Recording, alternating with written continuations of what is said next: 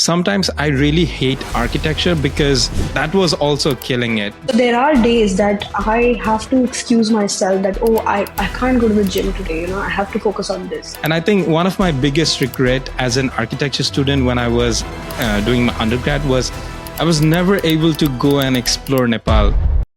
Today, we have architecture Candy. So I come from an architecture background. I studied back in India, and I am also the founder of Architecture Candy, which is a visual communication focused platform on Instagram. And it kind of grew quite large in the last few years, almost 190K on Instagram.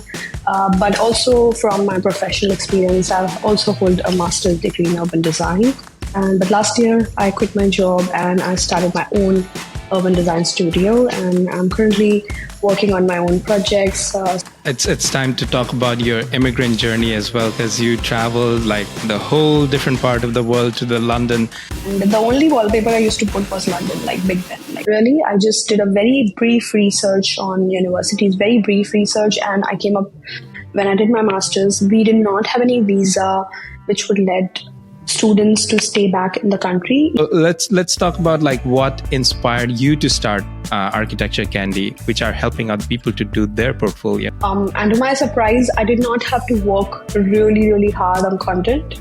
I was just doing what I was liking. Is there any kind of website or anything which could tell like the range of salary for an architect in the UK?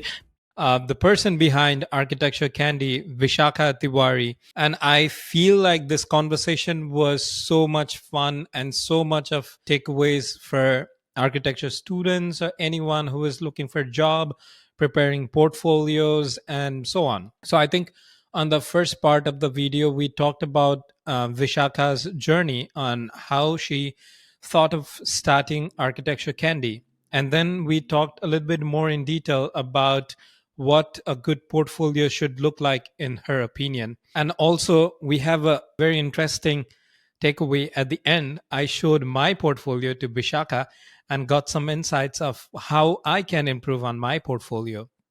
So she's currently based in the UK, and we talked about the master's experience in the UK and how she applied there, and what are the things that an international students need to think before applying for master's or any kind of a study in the UK. And we talked about that immigrant experience as well as how to present a good portfolio and so many other takeaways. So I hope you guys will have fun in this conversation, and let's go to the podcast.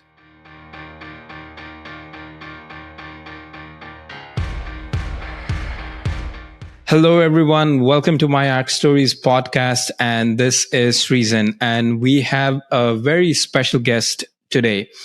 And I'm really happy to have her because initially when I just messaged her, I think I talked about in one of the podcasts, like you just need to ask. And that's what I did. On this one, I just shoot an email. And I was so glad that she replied. And I'm very happy to have her today. So let's go to our guest. Hi, Vishakha. Could you please introduce yourself and tell our audience about yourself? Hi, Sreesan. Thank you for calling me on the podcast. I'm really excited to be here. Sorry about my voice. I think I have some issue with my throat in the last few days. So, but apart from that, I just want to explain a bit about my background, like where I come from. So I come from an architecture background. I studied back in India, and I am also the founder of Architecture Candy, which is a visual communication focused platform on Instagram. And primarily on Instagram, that's where my audience is. And I started this platform during COVID a few years back. I think it's going to be almost 5 years now since I started that. It started as something very specifically for just doing some visual graphics or renderings, drawing representations. And it kind of grew quite large in the last few years, almost 190K on Instagram. And Pinterest, and I also have some presence on LinkedIn. So, I think that's what my background towards non-architecture, conventional architecture, what I've been doing. But also from my professional experience, I also hold a master's degree in urban design. And I'm also an urban designer. And I've worked as an urban designer back in India, also in London at Gensler for the past 2 years. And but last year I quit my job and I started my own urban design studio. And I'm currently working on my own projects, starting up small to large mixed use master plan projects and more towards urban design and public realm projects. So that's a bit about my platform, my educational background, and currently what I'm doing. Mhm. So yes, let's go a little bit deep into your journey of Architecture Candy, because I think I found about Architecture Candy when I was back in Nepal. You said you started Oh, during COVID, right? So I think I was in Nepal during that time, and like when I saw your illustrations and all, and actually that also I think helped me to build my portfolio at that time because I was applying for masters, and I came to the US in fall 2021. So I think I was working on my portfolio before that time. So I yeah. think you were also your page was also one of the inspiration for me to start working on my portfolio. So let's talk about like what inspired you to start Architecture Candy, which are helping other people to do their portfolio. Amazing. Thank you for letting me know that. And I'm so glad that it helped you in whatever ways I could.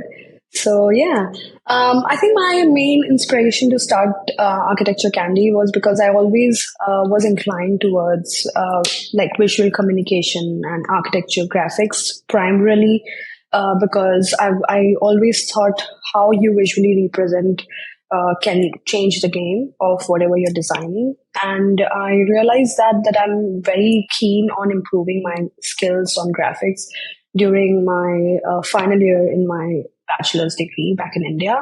And at the time, I mean, I had very limited resources because the only resource at the time I had was Pinterest.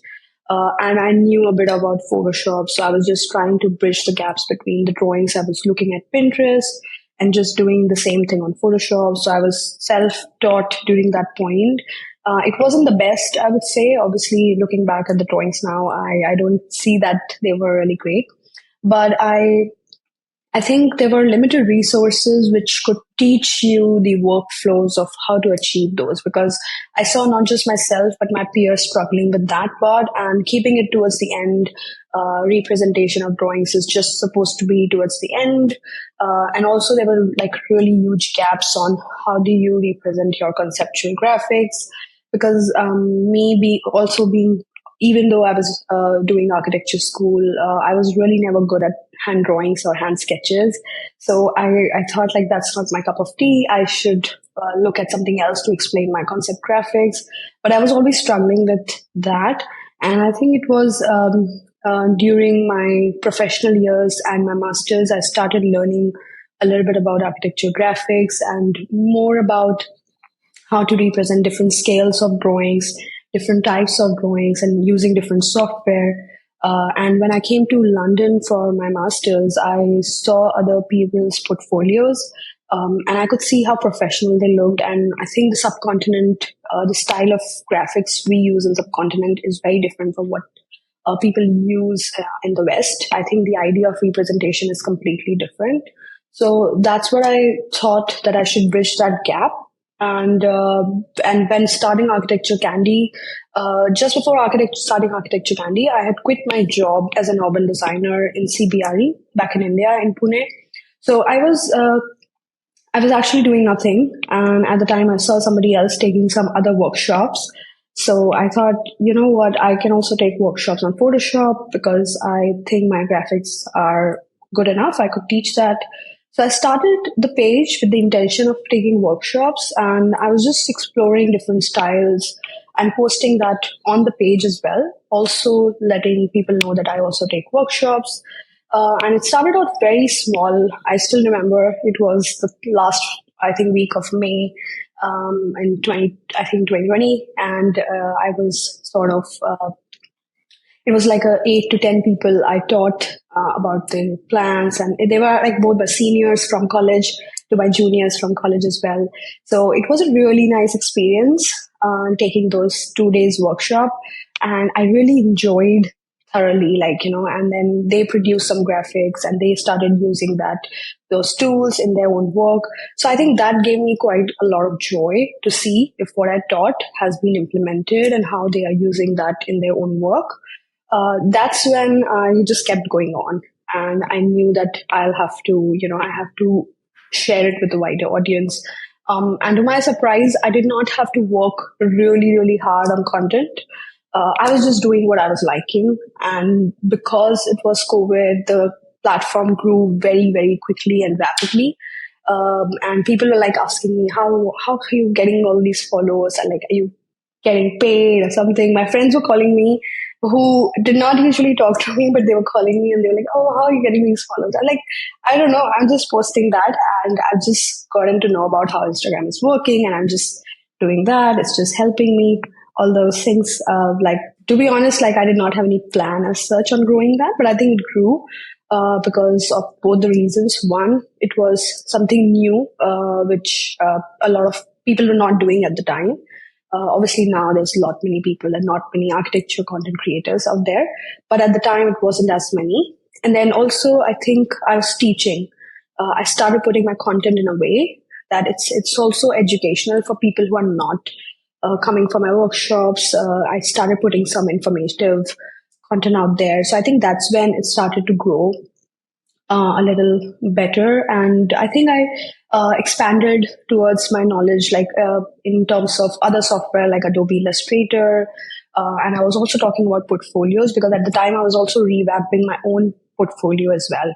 So there were like a lot of things I was doing with my portfolio and I was sharing that with my community. I also created the templates which I used at the time for my own portfolio. I shared with my community and a lot of people really liked it. So I think this is exactly like what I was doing. I was sharing it out there, whatever I was liking, whatever I thought like, okay, people would really find this interesting. So I was just trying to bridge the gap from what I did not have during my 5 years of architecture, college, and the bachelor's degree. I was just trying to bridge that gap during with the content, and I'm still doing that, and it's still working there. Like I think now I don't take workshops anymore. I do have my courses now, online courses, self-paid courses.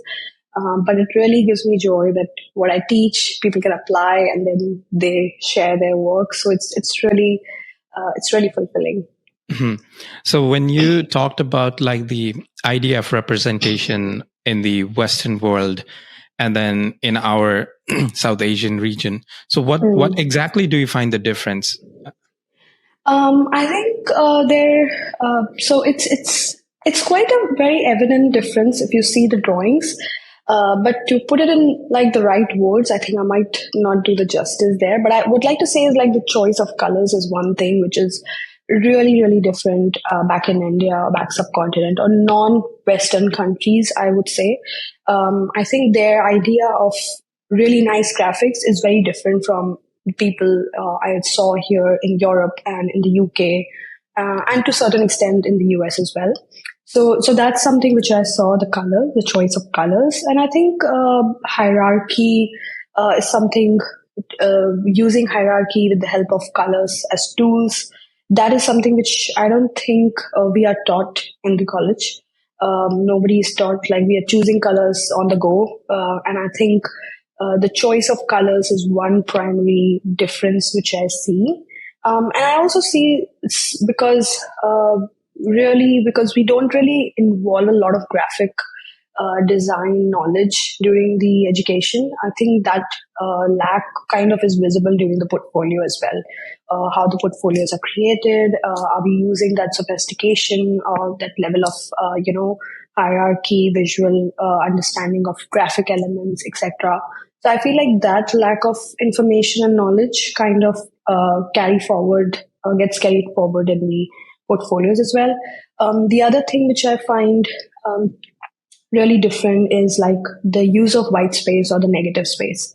I would say that's another second key or giveaway that which part of the world, have you studied architecture or something of that sort. Because if I look at even the presentation boards created here or anywhere else, like in the West, something, but I think there is a structure, we are following a structure, even though it's not having a lot of white space. I think there's still some structure to it.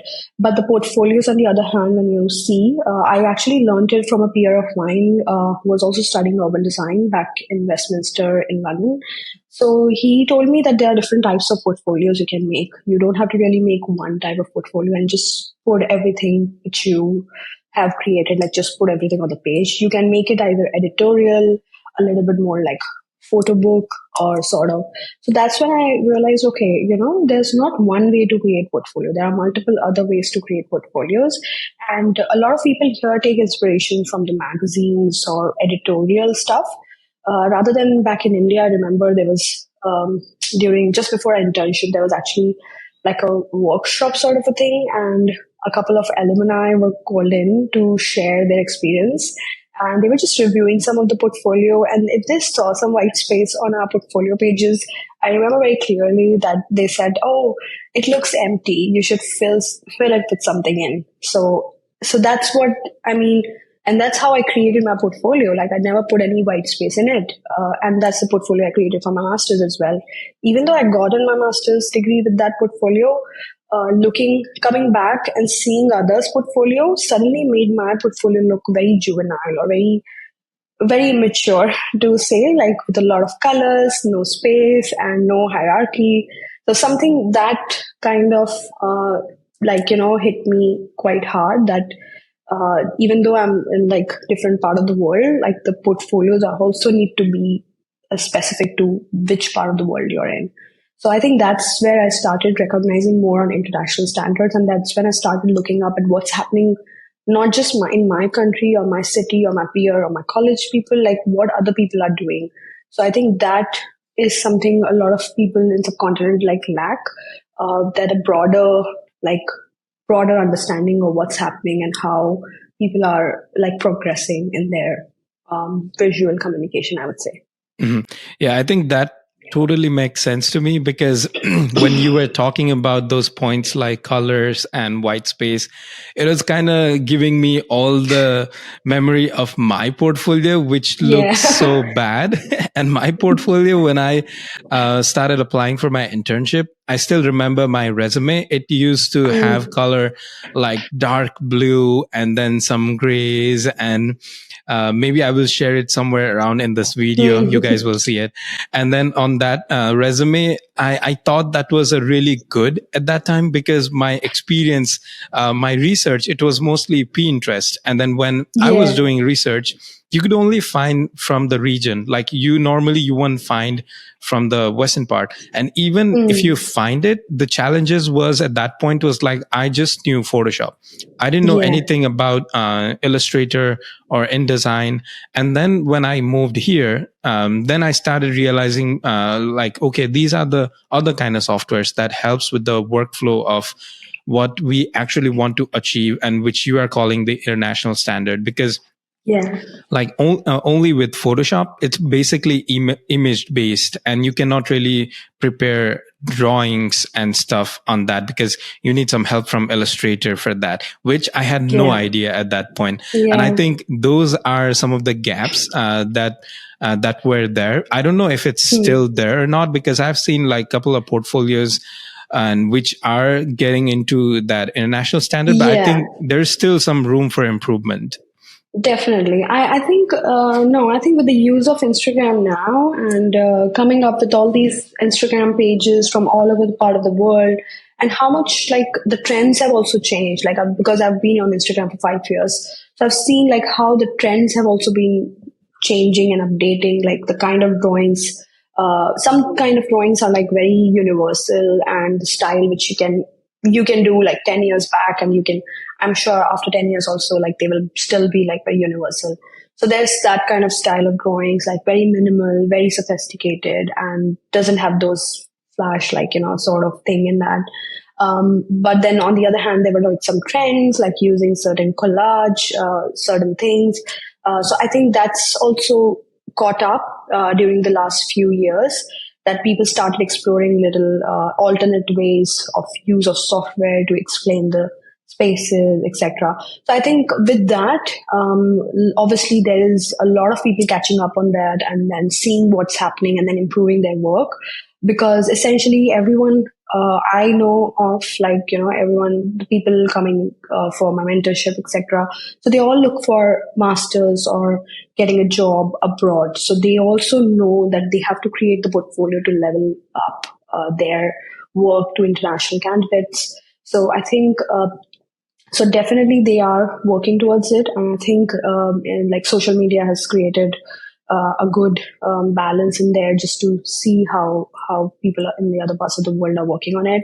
But I guess, like, still there are a lot of people find challenging on utilizing the best of the software. So as you said, like, even I just knew Photoshop, so I made my whole portfolio on Photoshop. I would say. Uh, Even for my job in CBRE, I would say, like, I used a little bit of InDesign, but I wasn't using InDesign as much for portfolio. I was using Photoshop for each and everything. And I think I it's also know. Yeah. the way you use software is also very different. So, yeah, but I think after Architecture Candy, obviously, I also learned quite a lot. Like, I improved heavily on my skills as well, and how I use the portfolio, how I use software like Photoshop. So I think the workflow is something which I really heavily focused on creating smarter workflows. So even though drawings, if you're making on pixel based, as you said, like Photoshop is a pixel based software, the quality it can still give you as a vector based software like Illustrator. So I think there are ways to go about it, but I guess, like, people don't have those workflows on hand. Like, it's the same software I can use to make one plan and somebody else for another plan. So it's the same software, same set of tools. It's just the way you're using it that makes a lot of difference. But yeah, I think now people are recognizing more software towards visual communication, and they know the importance of it by now. So I think it's good that if they are investing on learning new software and tools for that. Mhm. Let's talk a little bit about Architecture Candy's graph, I would say, in terms of like how it grew and everything. So when were you like kind of felt like, okay, now I'm serious about it. Like now I need to do something more. Like when you felt like that? I think it wasn't. It was after a long time I created Architecture Candy. So I would say when I started, I think it was 2020 when the lockdown was just happened. 2020 May 2020, I started it, and then I was just taking workshops throughout. Like, so the lockdown ended towards the end of the year. And a lot of people was telling me, like, because at the time I was also trying to find a job in India, like in the initial first few months. As I said, like, I'd quit my job in March, and then I was just at home, and then I was trying to find a job on the side. I was updating my portfolio. So, and Architecture Candy was still going on the side. I was taking workshops. It was still going very well. I was taking like 2 to 3 workshops in a month because it was full at the time. Like, I'd had a lot of demand at the time. A lot of people were at home. So a lot of people, even my peers and my friends at the time, were telling me that, what's your plan now? Because once the lockdown will end, you might, students go back to college. They might not attend your workshops, etc. So I was like, okay, yeah, I need to find a job. And then I was obviously looking for jobs at the time. Nobody was hiring. I got a few interviews, and in the interviews, I told them about Architecture Candy. And they, like, I remember one of the interviews in one of the, like, biggest urban design firm back in India. And she asked me, the interviewer, so why do you want to work as an urban designer? This is going pretty well for you. You're taking workshops, you have a page. And at the time, I had really good number of following as well. So she was asking about, why do you want to work? I said, like, yeah, urban design is my passion. So I can have multiple passions and I can work on them. That's not something restricted, but I still would like to work. And so they asked me my salary expectations, and I think that's where they said, "Oh, that's too high for us." And obviously, I did not get through in that job because of obvious reasons. But yeah, I think that's when I realized that working in India will not make any sense for me because of what I'm working towards. I really need to come back to London. So I was still not taking Architecture Candy seriously at the time. I was still thinking that this is just something on the go, side on the side, etc. But I think in February or March of 2021. That's when I thought, okay, this is not slowing down. This is growing, and I would be like stupid if I don't work on it. So that's when I started a website of my own. So that's when I got a website, and that's when I started working a little bit more seriously on Architecture Candy, how I can define the offerings, how I can define the workshops. Started offering a bit more on longer duration workshops like portfolio mentorship, where I was mentoring people, a small batch of like 10 people for portfolios for over a month. And we used to have one-on-one sessions. We used to have sessions on different software. So that's when I realized, okay, this I could take up very seriously. And also on the side, I was working towards getting back to UK so that I can pursue my job or my further career here. Because in the meantime, I realized that I might want to move back to London once again. Like I can't stay back in India. So I was working out towards that. And yeah, I think it was in October 2021, I moved back to London, and Architecture Candy was still going on. I still had a website and everything, and I think that was great. And then in 2022, I started working as an urban designer, and I was still working on Architecture Candy on the side. And I think it was a bit difficult 2 years working a full-time job and managing a platform of that huge. So I did take content creation a little slower during those years, and very mindful about the workshops also. I was still taking workshops. I was still engaging in a lot of other activities like teaching in universities. I was called for guest lecturing in universities in the UK. So there were a lot of things going on the side, but I think it became a little difficult during the 2 full-time job years, I would say. Mm-hmm. So yeah, that I think I completely see myself that right now, because I'm also trying to manage my act stories alongside my job, and so even talking about your Architecture Candy. So, do you have a team or are you working alone? so I Architecture Candy and the content I create, it's completely me. So that's just me throughout the 5 years. But I also have a team. So because I also do urban design projects, I've always had commission projects on the side. Like because architecture can be not just an because a lot of people know it as a educational platform for courses, workshops, and resources, etc. But I also used to get a lot of projects as well on the side about architecture graphics. So throughout those 5 years, I've actually done quite a lot of projects on the side related to architecture and graphics. And that's so I have a team. I have another urban designer.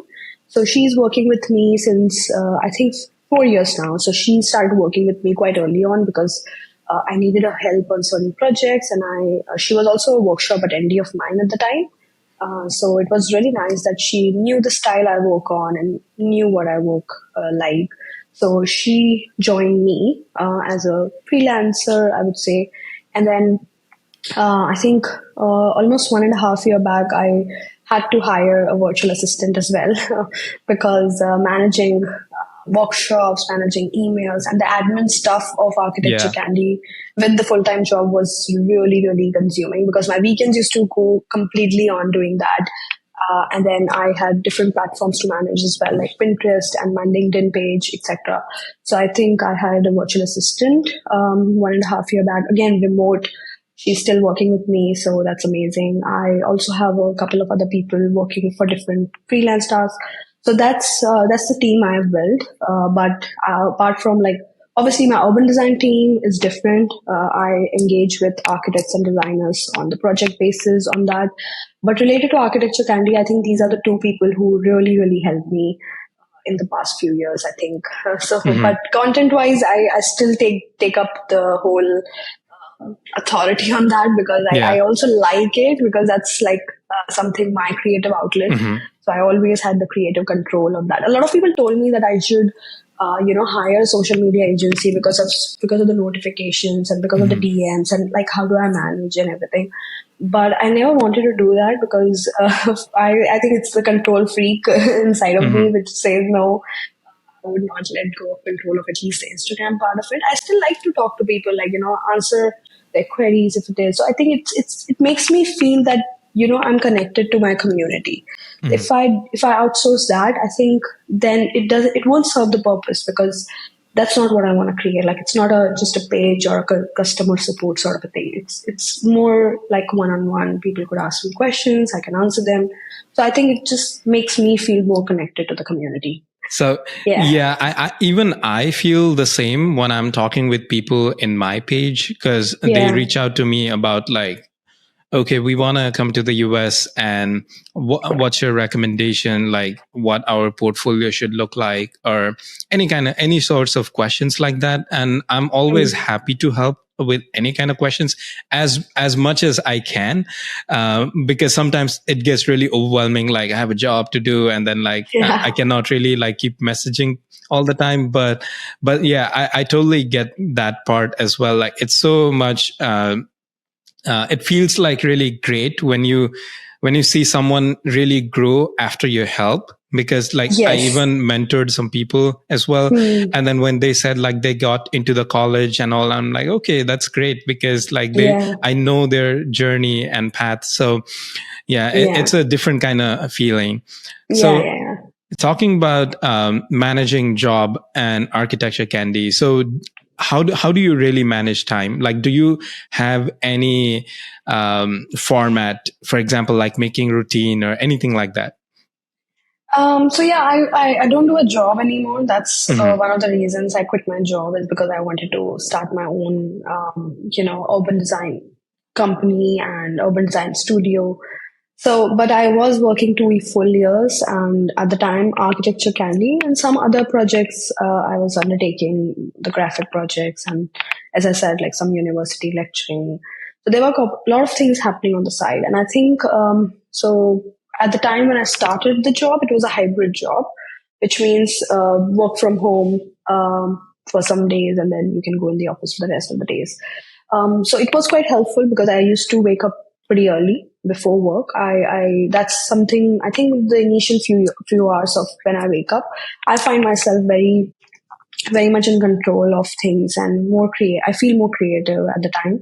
So I used to spend those hours during doing my work, doing producing some content, etc. So I used to spend some hours in the mornings, and then obviously on the weekends as well. So I think throughout my 2 years working at my job, I there was never a weekend I slept in. Like, I always, over the weekends also, I used to wake up pretty early, 6, 7, and like work throughout, because over the weekends I also used to have workshops, which started around like 2:12 afternoon or something. So in the morning hours, I had to prepare for the workshops, emails, communication, everything. So I have to take care of those things as well.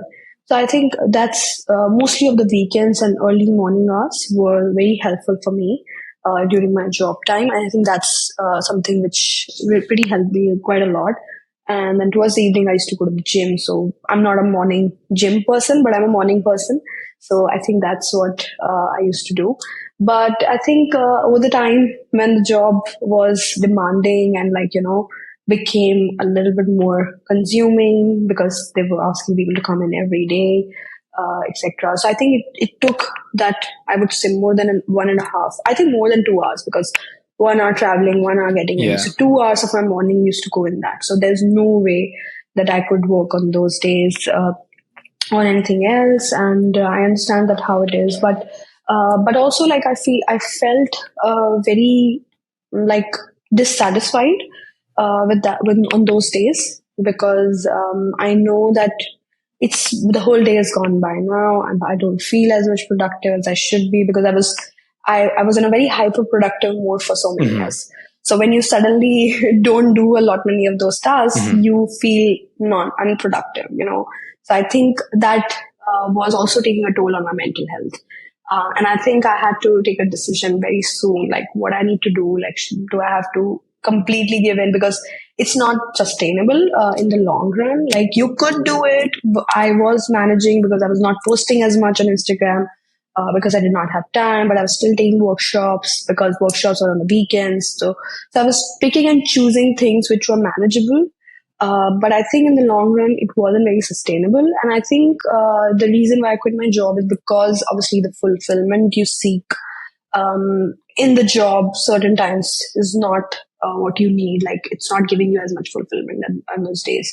So I think my drive was to make more impact, as you said, like correctly, like when you were mentioning, like it's a very different feeling when you actually help somebody. So during initial few years of Architecture Candy, I was still doing that. I was talking to people. There were people who wanted to talk to me on the phone. So on the phone, I've spoken to a lot many people, like simply just guiding them through their journey of either doing masters or applying for masters or like finding a job, etc. So I was still like random people used to call me also, and I was doing that. So I could see the impact I was making, and I think in the job I started to feel that impact. That impact is not as high. Like whatever work you're doing, it's not that impactful. So eventually, I think that was my drive at the time to start my own so that I could impact more people because I'm already impacting a lot of other people in the other industries. So why not do that in other, like in my urban design as well? So I think, yeah, so that's how I managed. I barely Yeah. managed, I would say, as Michael Scott said.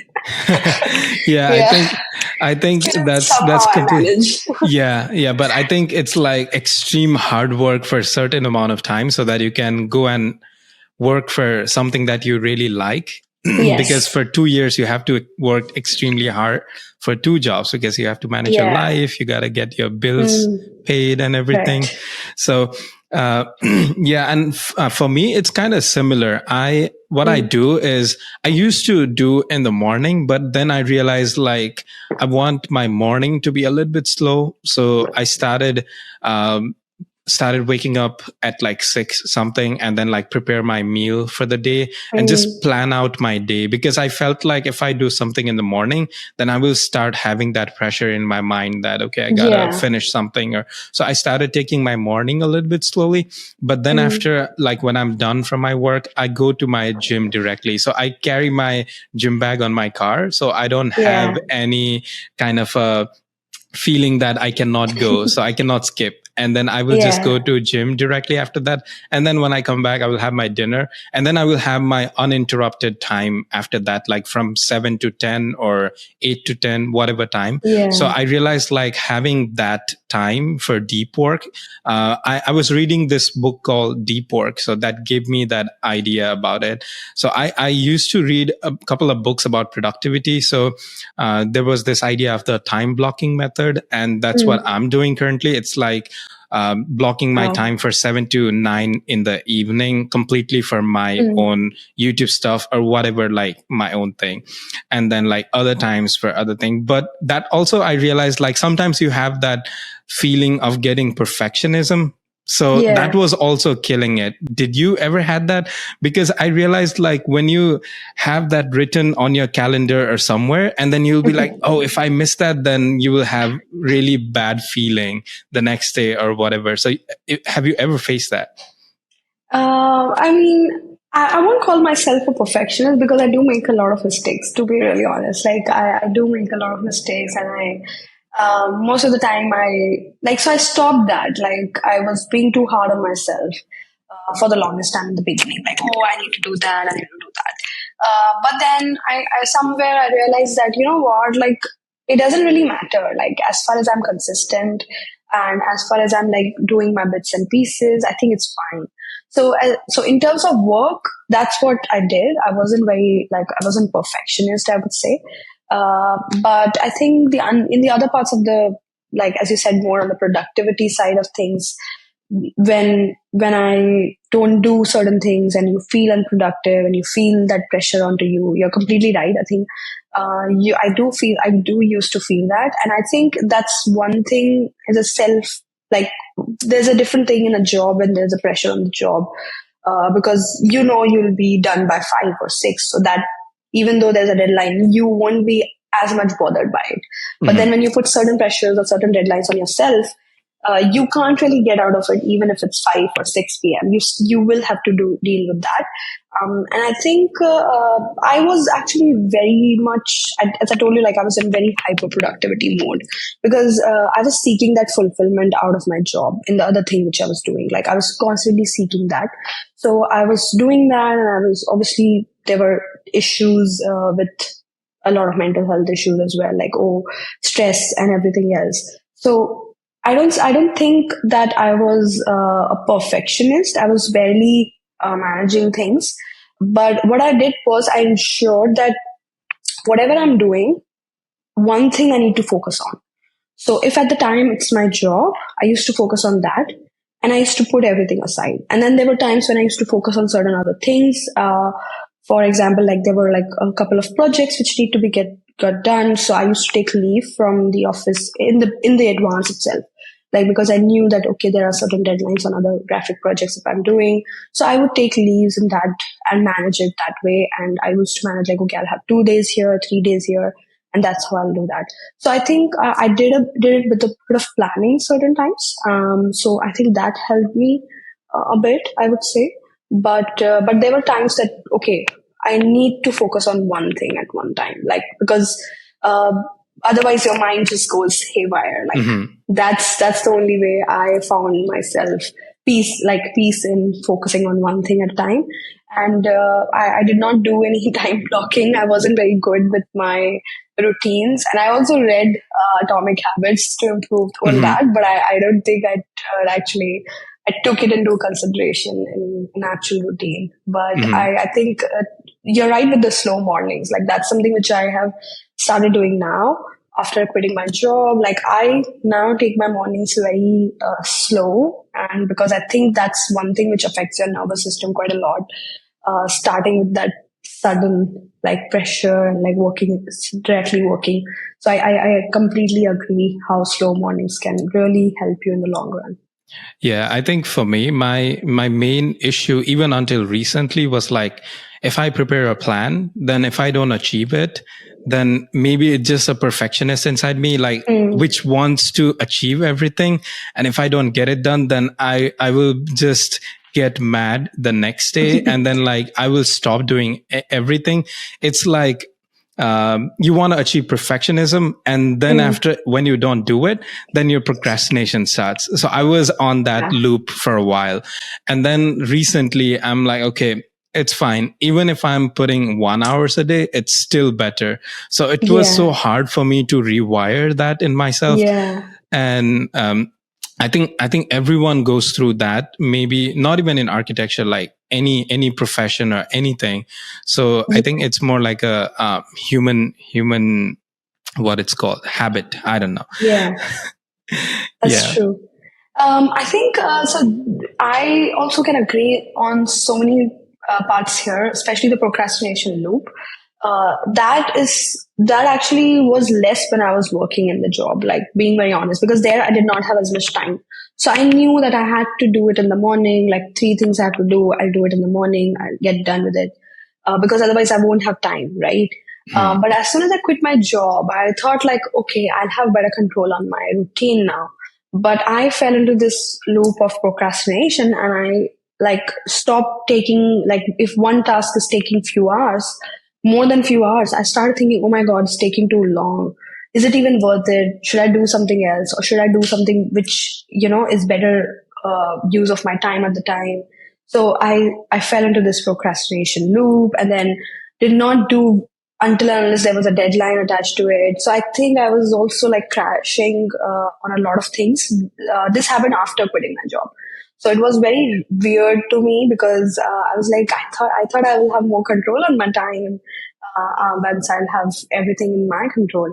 But that wasn't the case. And I think one thing which I would have to blame to architecture school is that the idea of working only during deadlines, like, and because you have so many deadlines, you, to feel yourself normal, you do procrastinate, like, because otherwise you would feel pressure on every Hmm. single day, right? So I think it's a procrastination which is to make you feel like, oh yeah, you could do it, or feeling more in control that I could take care of that later on.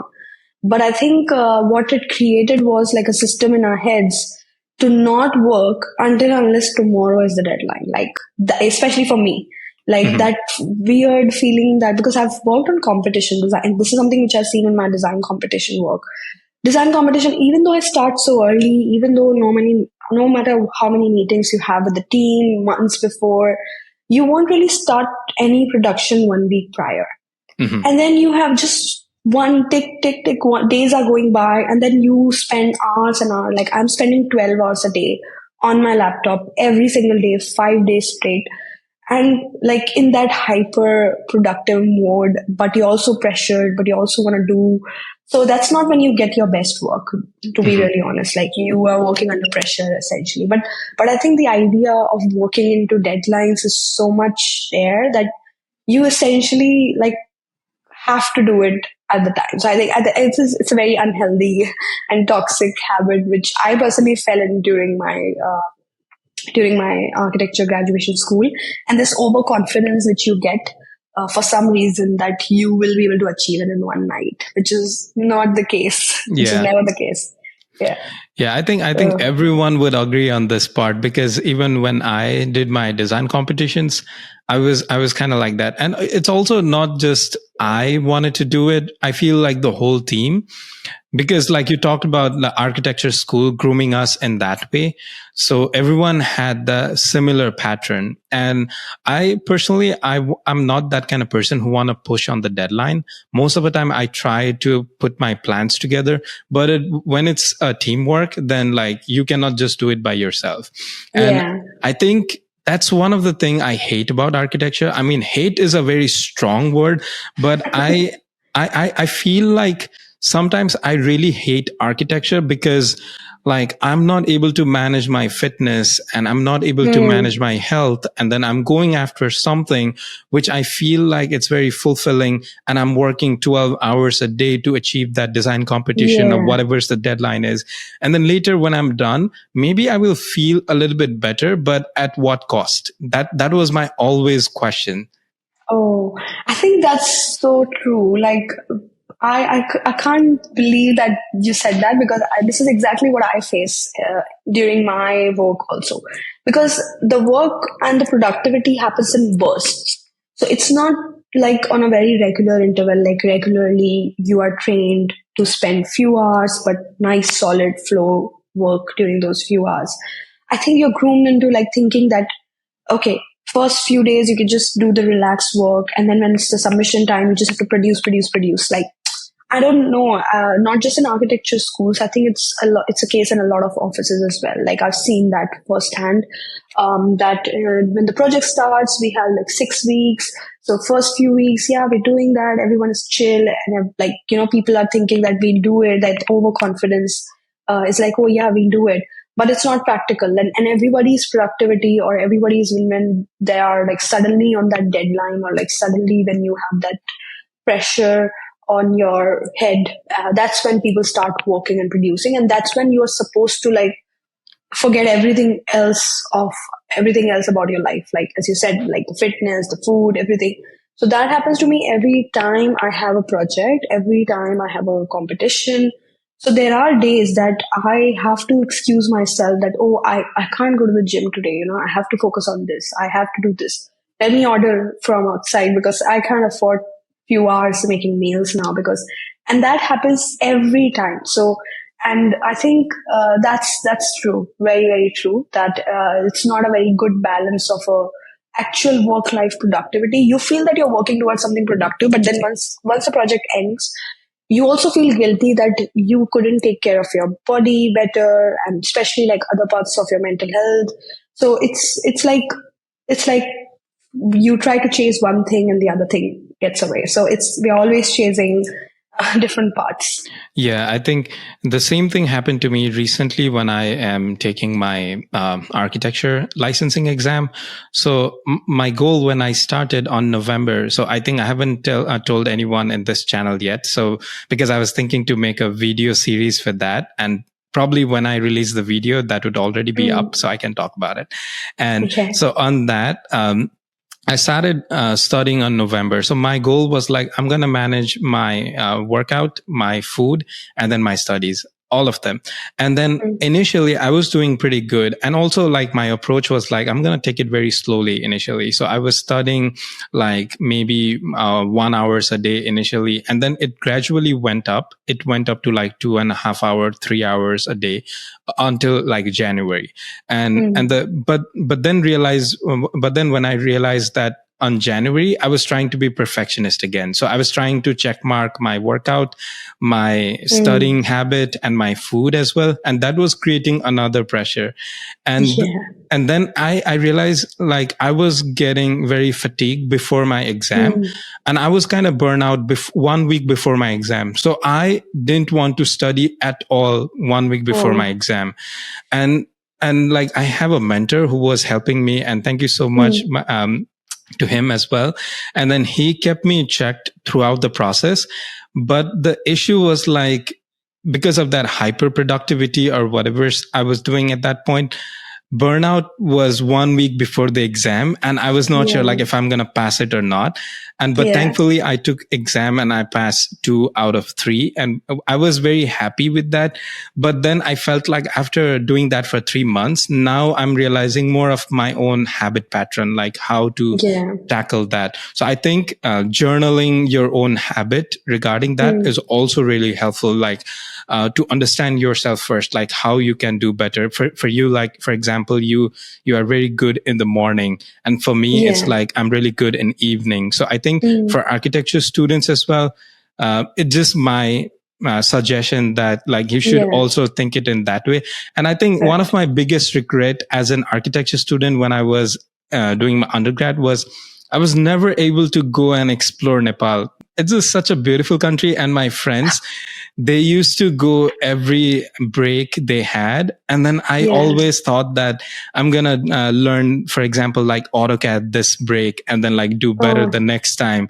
So I was just doing that. But I realized like for maybe everyone should manage their time, have some life as well as an architecture student. So what do you think about it? Like, did you have anything like that?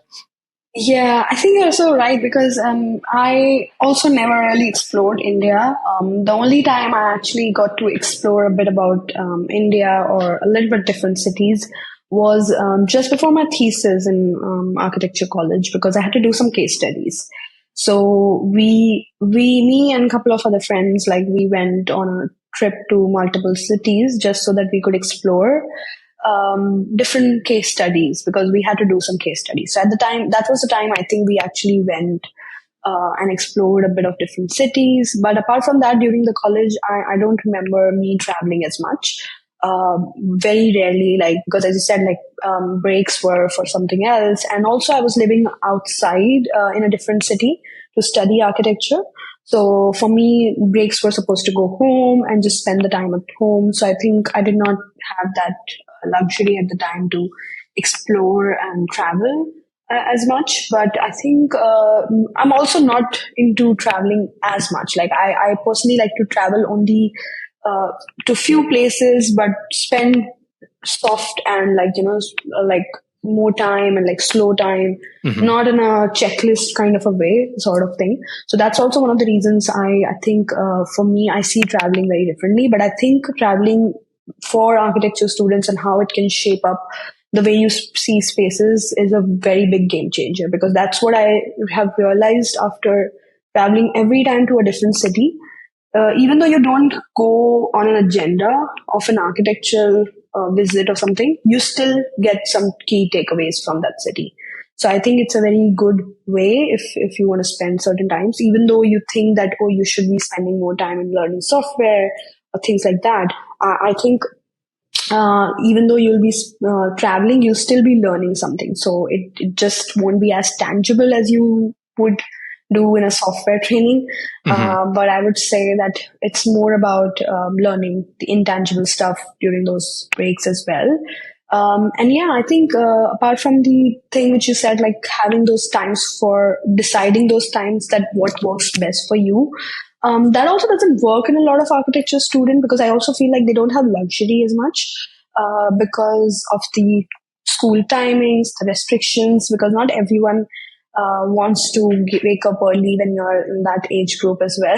So Yeah. I think so they don't have that much luxury. Also, I think a lot of people like to work in groups. I don't know how it works in the West as much, but in the subcontinent, like everyone like to work in groups at night, like especially if you are living in a different city in like hostels or things like that. So everyone is awake together, and then everyone is working together at night. So even though you're not a night person, you still end up being awake for the most part of the night, just because everyone else is working, and then you feel more productive during those times as well. So I think it's a very two-way sword, like two-way thing Hmm. for students, that how can they manage and how can they get their like own personal like flow time. So it depends on quite a lot of factors, I would say, Yeah. in that case. But if you're doing masters, I would definitely say that's when you should start recognizing what are your flow times Hmm. or something. Yeah. Yeah. So we are talking about traveling. So it's time to talk about your immigrant journey as well, because you traveled like the whole different part of the world to the London. So tell us more about how was your experience? How did it started? Yeah, that's a nice question here, because I have lived so many years outside of my home, and I started my masters in 2016. It was immediately after my graduation. So I finished my graduation, and I immediately went for my master's in the same year. Master's course was for 1 year, and I specifically chose London because London was a city where I always wanted to come and study. Because even in like I remember very clearly. I think it was during my first year or second or third year. I remember like when I just bought my new laptop, and the only wallpaper I used to put was London, like Big Ben. Like that's the only wallpaper I ever had. Hmm. Because I was always so fascinated with the Hmm. city, and I really loved the city even before coming here. So it was a no-brainer that I really want to go to London. Like I did not use a lot of practical tools to assess like what was the best city, what's the best college. I didn't do that really. I just did a very brief research on universities, very brief research, and I came across University of Westminster. The reason I chose it at the time was because it was providing two international trips to Europe, study trips. So I thought like it was a great exposure. The university sits in the central London, and it's also a really nicely like located university. So I thought that would also help me a little bit more in the getting the exposure of the city. So I think those were just a few factors I addressed at the time, and I decided to come to London. I did not really do a lot of research on what the job market is after my masters. What is the return of investment? What is the visa situation for international people who want to work in there? So I personally did not do all of these. And I had suffered because of that. Like I won't say suffer; it was a learning. I think so, but I think it would have been better, and that's what I now guide people. I tell people if somebody's asking me, you should do all of this because you can't really afford mistakes like what I have done in my career trajectory. So I used a little bit of my brief understanding. I came to University of Westminster. I studied for a year here, and then when I came to finding a job, the issue was obviously the timing when the course ends. And at the time in 2016-17, when I did my masters, we did not have any visa which would let students to stay back in the country. Even when you finish the job, you can stay back in the country for a couple of years and then find a job. We did not have at that point. You finish your course and you just get 4 more months, and then you have to leave the country.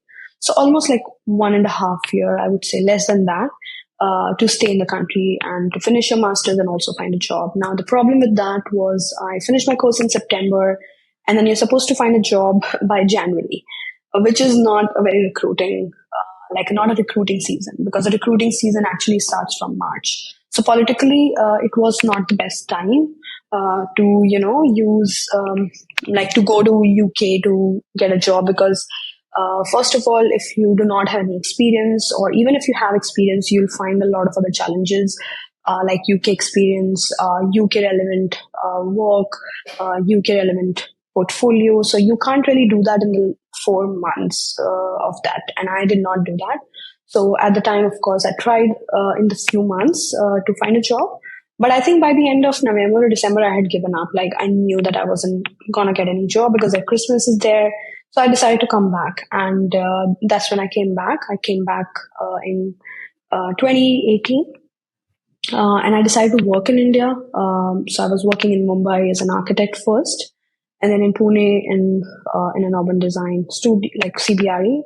So, and then I came back in 2021. So at the time when I came in 2021, by the time the laws had changed, so now they were providing a 2-year additional visa with your education degree, which is called PSW, which is post-study visa, post-study work visa.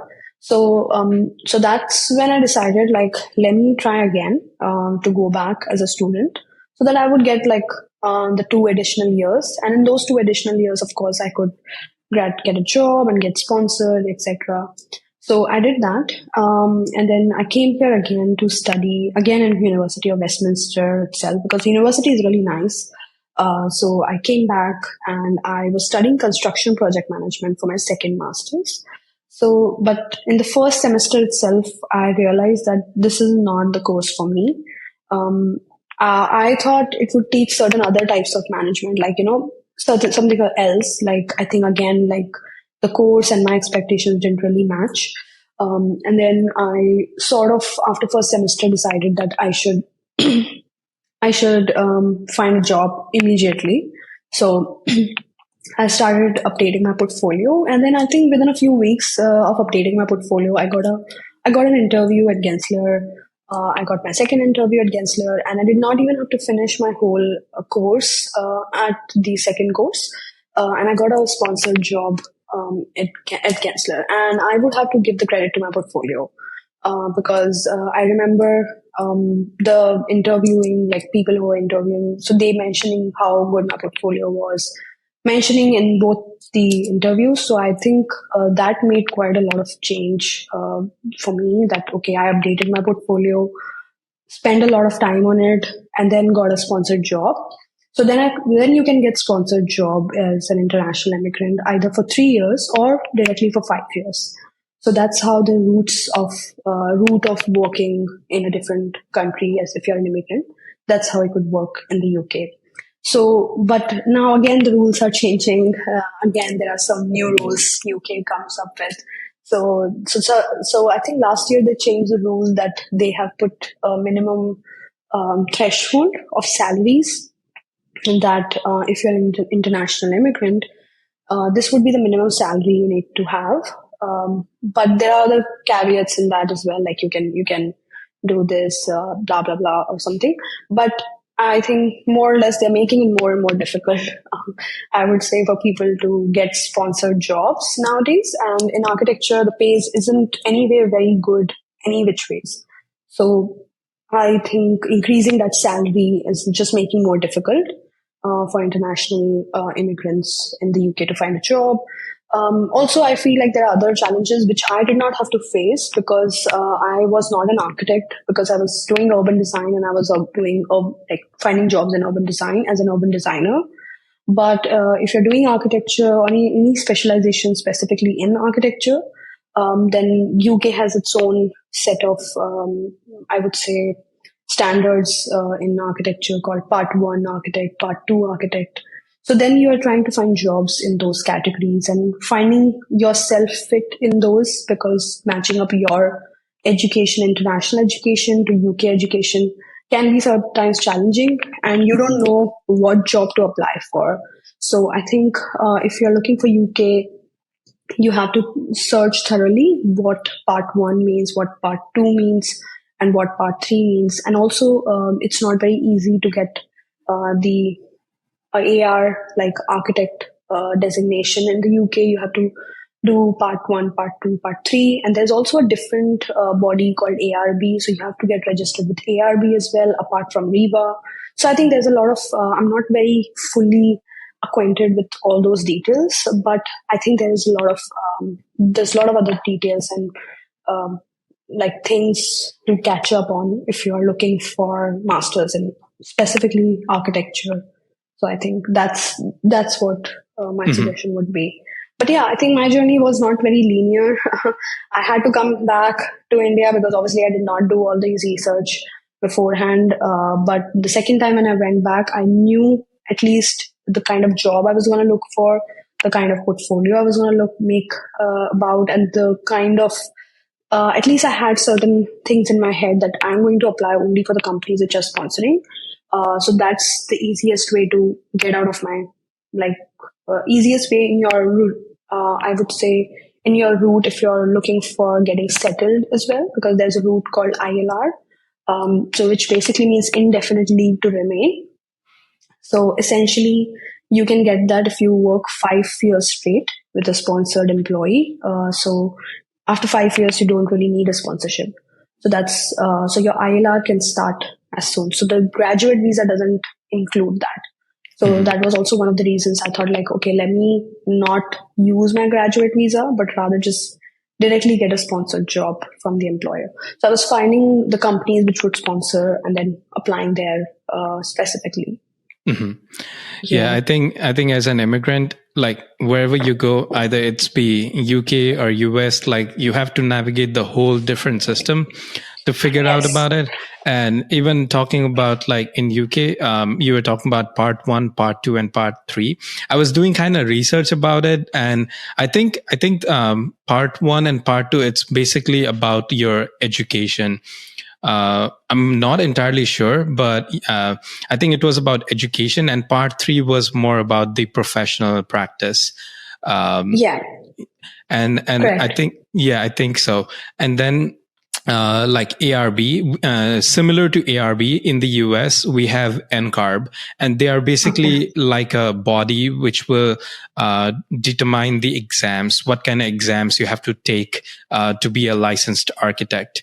And I got to know about this because currently NCARB and ARB, they have a mutual agreement that if you are a licensed architect in the US, then you could be licensed architect in the UK, Oh because wow. yeah, because of that agreement, yeah, I think you could translate your license up to part two, and I think you got to Hmm. take part three in the UK if you are planning to move to UK from the US. So I think Yeah. that's kind of like one advantage of NCARB Um, US license. I'm not sure. I don't think so because Hmm. part three. So if you don't have part three, you're still not going to be architect. So Hmm. you can be an architect back in the US if you finish your NCAR, as you said, Hmm. right? You can still use the license and you're a licensed architect there. But Hmm. you won't be a licensed architect back Yes. in the Yeah. UK. You still have Yeah. to do part Take three. part three. So Yeah. part three is again another Hmm. I think it's a year, 1 year long or something. But you have to give certain exams in that and clear up certain number of hours of professional work. And then you get that part three Hmm. registering. But again, like you would have to invest some money to Hmm. get that part three. So yeah, I think so. That's again being an architect in the UK. They're just it's just not as simple. So that's Yeah. also an issue, and I think for a lot of people, if they have gotten into architecture, they finished the part one, which is essentially I would not say exact equivalent to bachelor's because the bachelor's over here is for 3 years, and back I think in subcontinent most countries is 5 years. Five. Yeah. So, but here part one basically means your 3 years of graduation, and then you work as a part one, and then you work for 2 years, and then you can do a part two, which is your master's. So essentially, you do your part two after 4 or 5 years, and then after part two. So basically, I would say if an architect who has studied 5 years from India or Nepal, they come here and they do a master's degree, which is part two registered degree, like from university, which is accredited, or part two masters, which is very specific. You have to check, and usually the part two masters are 2 years long. but the other masters, which are not part two, are just 1 year long. So if you really want to have that part two, which I would think, which would make sense if you want to keep the conventional architecture, pursue that conventional architecture. I think it would make more sense to have that 2 years of degree, which says part two, and then you can apply for a part two work, part two sort of jobs. Then you work as a part two job, and then after a year of part two job, you can then enroll in another university and then do part three as a part time. So part three is generally part time. So even if you're working as a part two on the side, you can still do part three. And some companies and some employers actually they do sponsor that. So they do sponsor it, and no one gets really sponsored people. So they sponsor your part three essentially. So there's a contract, of course, internally, and then you finish your part three, and then you can get an architect job or the position of architect, which essentially pays a bit better than part one or part two architectural assistant. So part two and part one are always called architecture assistant, but not architect. So it's after the part three you can finally use the word architect, and that also, of course, getting registered with ARB, and you also pay them. I think it's a monthly or yearly fee.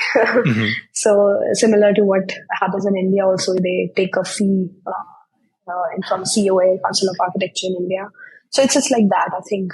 Yeah, so there are some nuances, I feel, especially in the conventional architecture, not as straightforward. So all the immigrants, yes, we do not have the visa privileges. We also do not have a lot of other privileges and other, I would say, other stuff. We have to figure it out by ourselves. Yeah. And so I was wondering, like, is there any kind of website or anything which could tell like the range of salary for an architect in the UK? Because in the US, there is a website, I think, for AIA, which is American Institute of Architect. I think they give like a range of salary for this much of experience or whatever. I mean, it depends on the state or city or everything, but just to have some basic idea, is there anything like that? I think Reba must have. Reba does have part one, part two, part three salaries. So that Reba, I think Reba website must have it. But other than that, I think a lot of other private like recruiters, they keep posting certain ranges on like their LinkedIn, etc. But I think in UK as well, it's not very easy to put a number to your sort of I would say part one. So there's a minimum. I think it's a minimum. I'm sure they must have set certain minimum salary requirements. But I think it also varies in which part of the UK you're working. Because if it's in London, that's where major companies are, and London living expenses are quite high. So the companies already have to pay that minimum London living wages, which are different from other parts of the city, other parts of UK. So I think the London salaries would be definitely higher as compared to other parts of the UK. But again, living standards in London will be a bit higher as well. So I think that's how the salary ranges are. It depends on city as well, and it also depends on which part of UK you are in. But Reba website must have a minimum, I would say, minimum salary requirements. Yeah, because I think like most of the international students, when they ask me questions about salaries, and I'm like, I'm not entirely sure about that because I can only tell what I have seen. So I thought like if there is any kind of website that could give more information, which US has it in AIA. So they must have something in Reba, maybe. I'm sure Reba must have had something. But I also, I think the starting salary of part one it's not as good, I would say. Part two is also still better. But again, like it's not gonna be enough. I think that's I would say I won't put a number to it, but I would just say that I know the numbers which big companies and star architects also pay to their like to their employees who are just gotten in, like the fresh graduates or fresh masters students. I don't think that's a good number. So that is also a lot of debate. It's a topic of debate nowadays. Like the minimum wages of architects in here are also not matching like minimum wages across the board, like across sort of thing. So if you're working as many hours, so I think a lot of people are comparing that too. So essentially, yeah, I would recommend people, if they are looking for masters, is try to find a specialization, because then when you do a specialized, in like, do a specialized course, then you can apply for those specialized roles rather than just the generic Hmm. part two or part one, etc. I think that will just give you an upper hand. For example, like urban design, I think that's the salary of an urban designer, starting urban designer salary. I think it's higher than a part two. Hmm. So that's one thing, and other specializations, of course, also could help, like sustainability or landscape or computational, etc. So my suggestion would be, if you're spending 2 years, do a specialized course, because you've already studied 5 years. Especially people from subcontinent, 5 years of architecture is good enough to learn more about architecture. Then you go on and learn a little bit more into specialized parts of architecture. Hmm.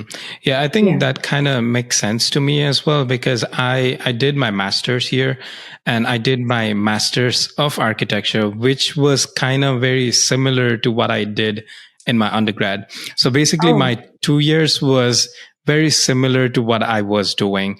I mean, it was different in a way that I was learning more about computational design, sustainable design, and stuff, because I was picking studios and electives Mm. like that. So in that way, it was different, but at the same time, like, it was not specialized in itself. Yeah. So I think the caveat for me was like, if I wanted to work as an architect, then I had to study Masters of Architecture, because I have to go through licensing procedure and then like get Yeah. my hours, and even my Correct. education has to be NCARB accredited and Yeah. everything. So if you want to work as an architect in the US, Yeah. then you have to go through that education. But if you feel like you want to be more specialized, for example, computational designer, and you Mm. don't need the role of an architect, then Yeah. maybe that specialized course would make more sense, at least in the US. I cannot speak for the UK, but Yeah, uh, it's the same in the mhm, UK as well. Like, of course, if you want to use the AR as your, that, if you want to use that, so I think you have to do that part too. And I think nowadays they do teach. They are focusing more on computational aspects in most of the masters too. So I think, yeah, that way you could do it, and you can also always take up specialized courses on the side to create your own specialization, or to niche down a little bit more onto what exactly you're working on. And you can still then use a conventional degree, and then you can do specialized courses. Like, there's quite a lot nowadays. So I think that way, that is also one way to go about, I would mhm. say. Hmm. Yep. So I think like we covered so many Hmm. topics, and Yeah. let's just like have some key lessons or whatever, and then we can wrap this up. So what would be your like one suggestion who is looking to make a good portfolio? Like, if you want to summarize few things, what should they do? The first step. I think it's so. I won't say like one thing you should do. I think there's just a combination of a few things which you could do, which could be, of course, a really good layout. I think that's because that's an easy thing in a broader perspective. I think layouts are very easy to create. So a really clean layout, which is gonna make your portfolio automatically look more sophisticated and professional. The other thing is the flow and the narrative of your portfolio, like how your projects are starting. Where do you want to start your project from? Do you want to start your project directly from the design, or do you want to show the process and evolution of the design? So, like, obviously, using a using a sound narrative or a proper flow for your projects, and then that's something I would definitely recommend, even if it's an internship portfolio. That's how we should be doing. The third thing is use of colors and graphic elements as not like, it's a tool which you can use to highlight and enhance certain things, but don't overuse it, I would say. So keep things minimal. I would, and because if you're especially when you're starting out, you feel like you need to do everything in one, everything for your portfolio. You want to use bright colors also. You want to use these graphics also. So I would say process of elimination would be the best way to go about. Just eliminate things which are not needed. Let your drawings speak for themselves. So make sure your drawings are clear and visually engaging, and they do match up the standards of the other candidates which will be applying. So you won't be competing with just your peers in your college or class. You would be competing with like anyone. So essentially, when it comes to portfolio, because I've reviewed a lot of portfolios, I still do one-on-one mentorship. I have interviewed people. I have seen hundreds of portfolios. So it's always about like the first few seconds of a portfolio, which gives away that if I want to keep looking at this portfolio or not. Like, so that is why the first few seconds of your, or the first few pages of your portfolio can keep, like, can make up that.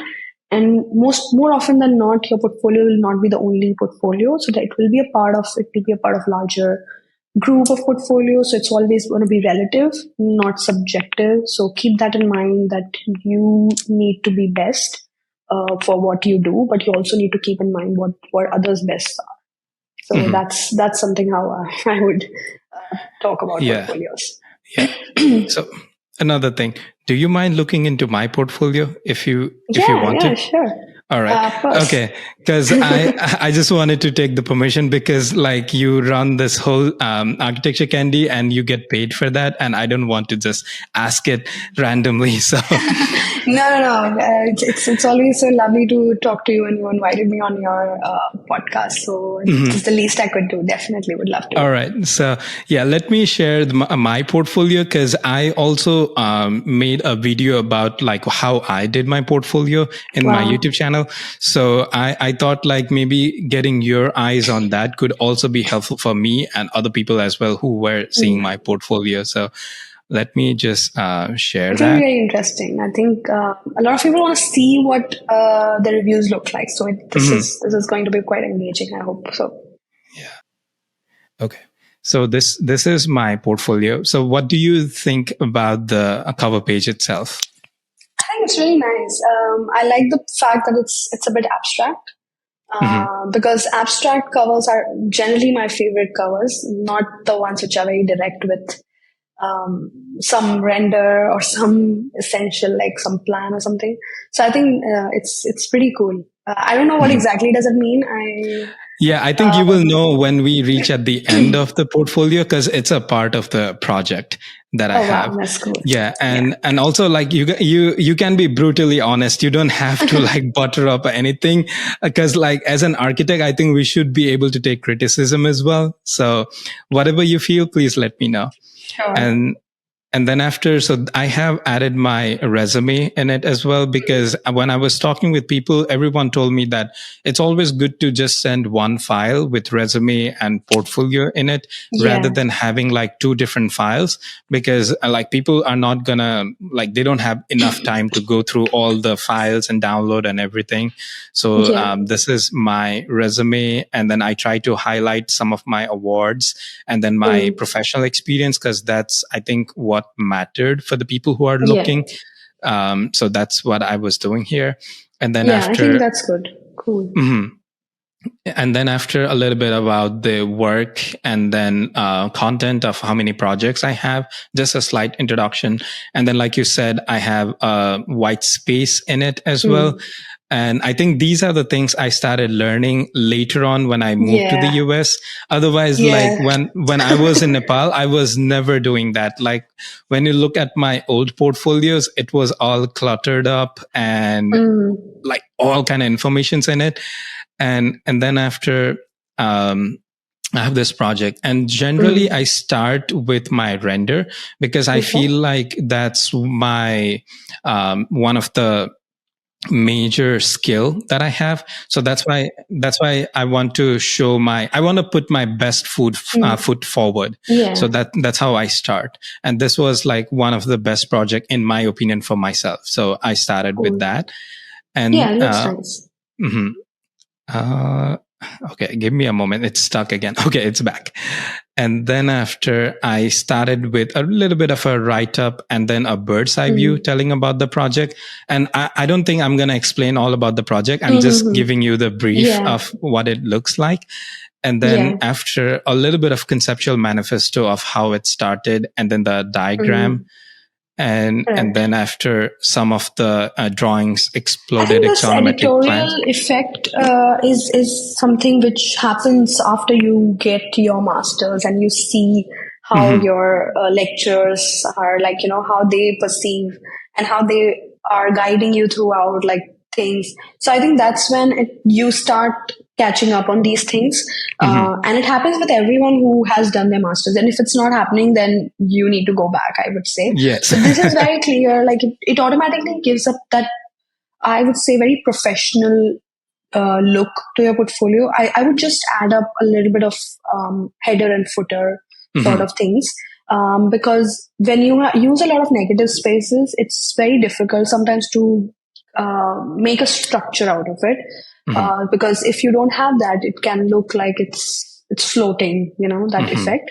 So when you add like a footer or a header, like page numbers to it, it just gives that one elevation, like towards a structure, like even if you are not following any structure, but still gives away that there is a structure, Gotcha.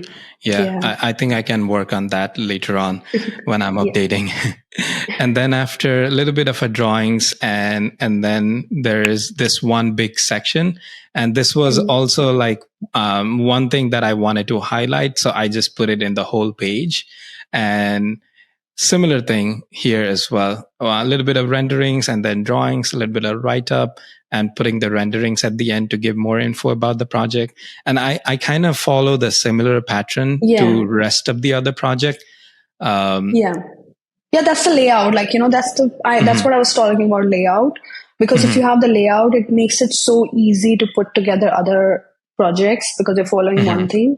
And then at the same time, it also helps the portfolio look more professional. Yeah. Yes.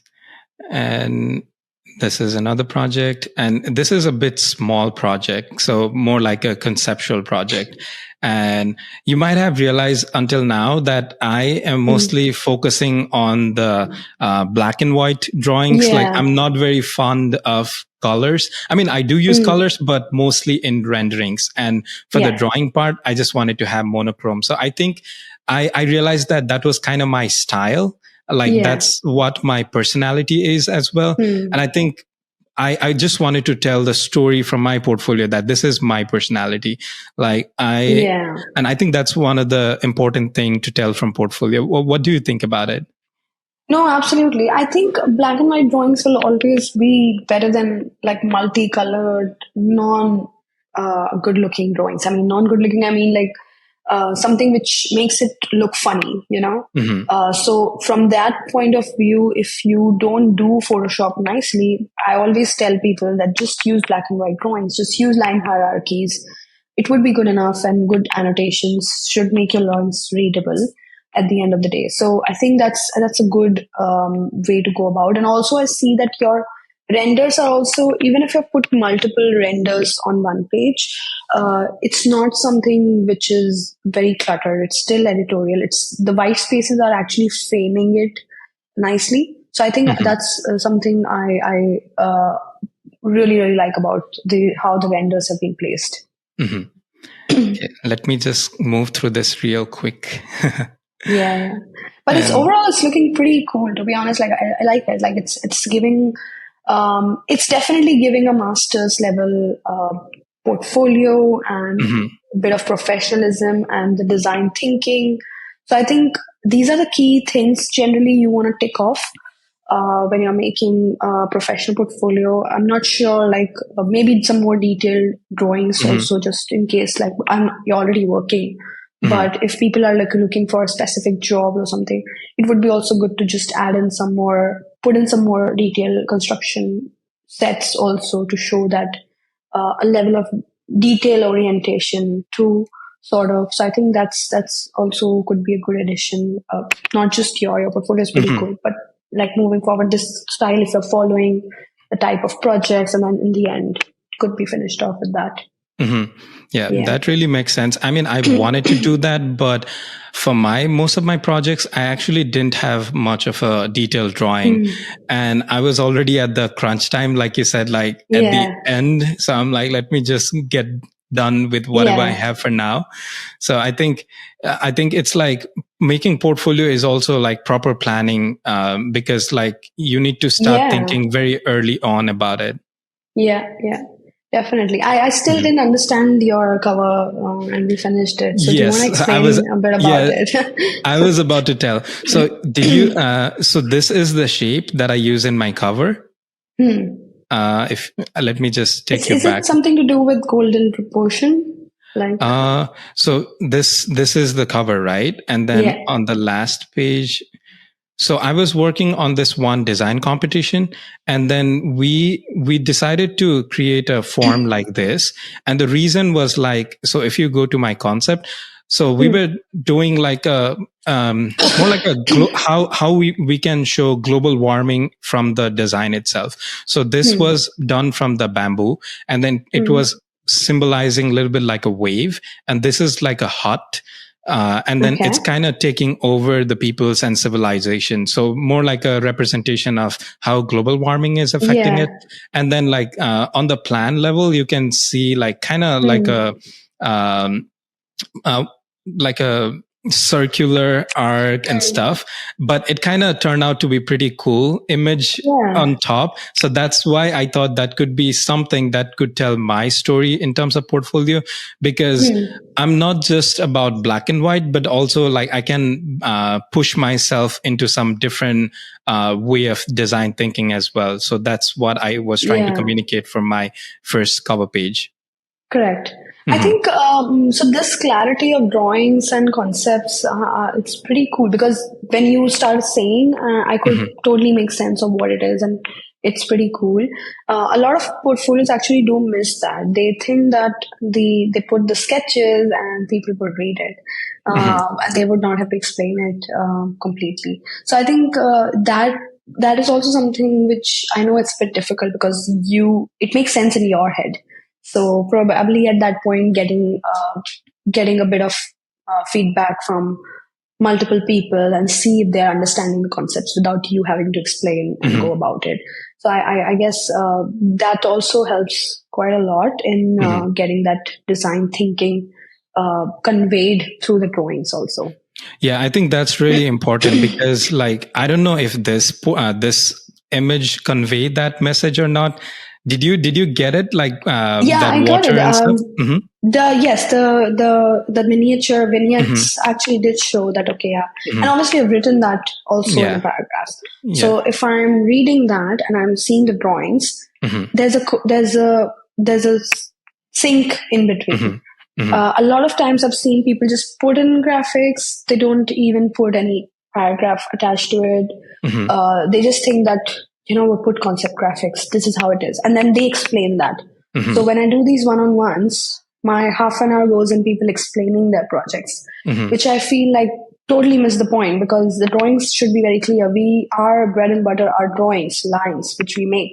So it has to be so clear enough and visually engaging that you don't have to explain that because when you're sharing these portfolios for your job or masters, you're not there to explain the whole portfolio. So the reader has to read it through. So I think that's something which you usually gain after a few years of experience and few portfolios. So so you have to start somewhere. So and your first portfolio will not be your last portfolio. I would say at least 5 average portfolios you have to make to get your best portfolio. Because that's what I've done. Yeah, I think same thing for me. I think I have prepared like 4 at least as much as I remember. And my experience was like when I went to this career fair after my first year in architecture school, and they were there to provide internship and job opportunities. And then I took my previous portfolio. And then when I talked with people, I thought I was doing pretty good, but Hmm. later I didn't get any response from anyone about like internship or anything. And at that point, I was so frustrated, and I knew Ah. that there is something wrong with my portfolio and I have to work Hmm. on it. And after that, I started planning for my portfolio, like maybe right after when that happened.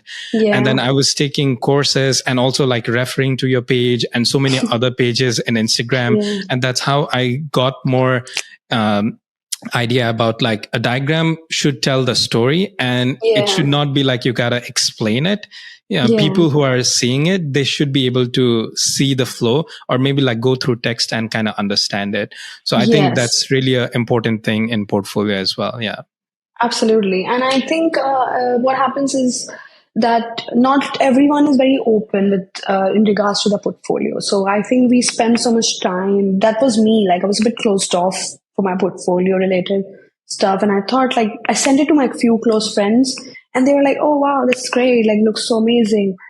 It is not great. Like, and I look back at it now, it was the worst portfolio, So that's why I think like you should be open about it, and you should not be too attached to your portfolio making and that process.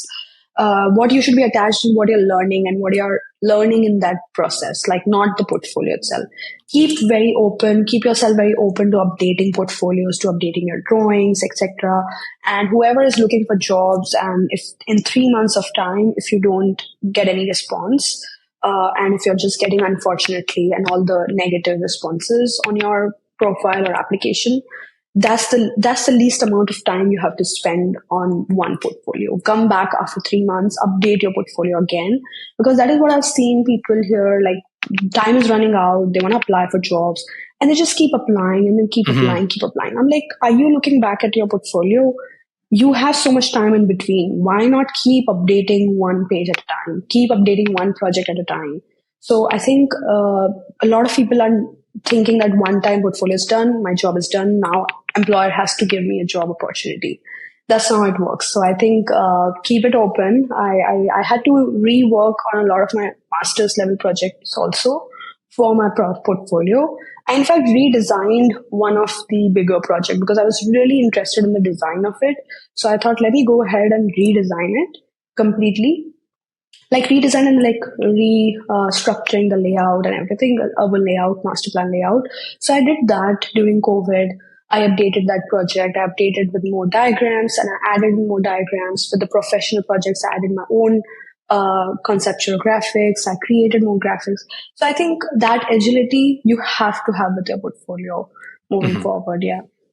Yeah, even now I'm thinking I should also do some updates in my portfolio. Like you said, like when you look back to your portfolio, I think it's also because of growth. After some Yeah. point, you will start seeing it more differently. And maybe last time you think that that was your best, but now you feel Mm. like you could do even better. So yes, I think the key Yeah. takeaway is like you should not attach yourself so much with your work. Yeah. Yes, that's Yeah. true. So, Yeah. so before ending this whole fun podcast, I mean, I had so much fun. And Same how here. do you feel about it? I feel so good. It was so refreshing, and I think it was a really, really meaningful conversation I've had in the longest time. So I'm glad that people will be seeing this all over, and maybe can get some takeaways from both of our learnings here. Hmm. But I really enjoyed it, and it was really one of the nicest conversations I've had in a long time. Yep, absolutely. So I just have one final question, and this is kind of like my own question. So, what Yeah. advice do you think you should give to someone who is going after their own creative ventures outside of architecture? I mean, I wouldn't say outside of architecture, more like from their regular profession, daytime job. Yeah. I think I personally see it's a creative outlet. So if your job is giving you that creative freedom and liberty to just explore, that's fine. But if it's not, you can always find an alternate to it. That's what you and me are doing here, finding alternate for our creative freedoms and liberties to like, to explore. So for them, I would say, yes, go for it. Don't overthink it. I would say if you're just starting out, don't overthink it. Like people are doing whatever they want to.